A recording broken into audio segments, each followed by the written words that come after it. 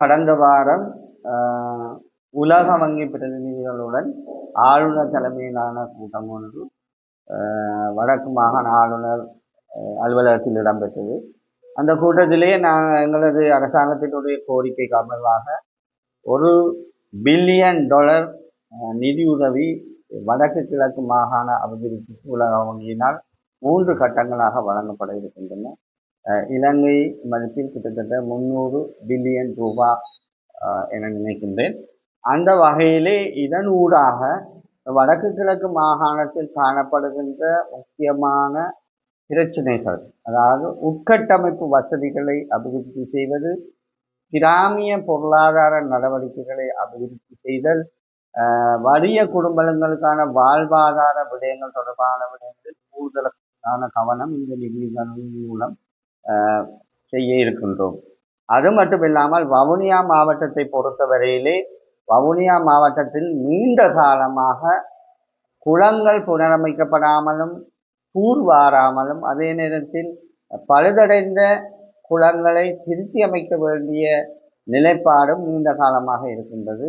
இதனை விசேட கவனம் செலுத்தி இந்த நிதியுதவியின் ஊடாக எங்களுக்கு செய்து தர வேண்டும் என்று கோரிக்கை விடுத்திருக்கின்றோம்.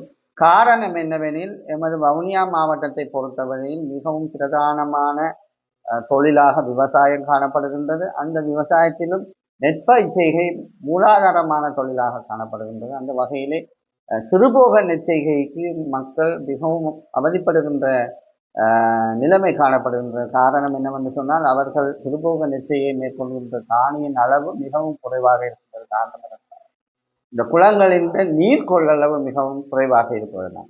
எனவே இந்த குளங்கள் புனரமைக்கும் பட்சத்திலே சிறுபோக நெற்செய்கையை கூடுதலாக மேற்கொள்ளக்கூடிய வாய்ப்பு ஏற்படுகின்றது. இதன் மூலம் விவசாயிகளின் பொருளாதாரம் மட்டுமல்ல, எமது பிரதேசத்தினுடைய அரிசி தேவையையும் பூர்த்தி செய்யக்கூடியதாக இருக்குது. எனவே நாங்கள் அதில் மிகுந்த கூடிய கவனம் செலுத்த இருக்கின்றோம். அதற்கு முதலாவதாக நாங்கள் முன்னுரிமை வழங்க இருக்கின்றோம். அது மட்டுமில்லாமல் மக்களுடைய ஏனைய தேவைகளையும் உட்கட்டமைப்பு வசதிகளையும், குறிப்பாக கிராமப்புற வீதிகள் போன்றவற்றையும் இதில் புனரமைப்பதற்கு எண்ணி இருக்கின்றோம். அதனை அடுத்து இன்னொரு பிரதானமான விடயமாக தற்பொழுது கல்வியிலே இடமாற்றங்கள் தொடர்பான பிரச்சனை மிகுந்த பூதாகாரமான ஒரு விடயமாக காணப்படுகின்றது. காரணம் என்னவென்று சொன்னால், அண்மையிலே மாகாண கல்வி பணிமனையினால் மேற்கொள்ளப்பட்ட இடமாற்றங்கள், அதாவது வலயங்களுக்கு இடையிலான இடமாற்றங்களிலே சில வலயங்கள், குறிப்பாக மடு, வவுனியா வடக்கு, மன்னார், அதே போல துணுக்காய் போன்ற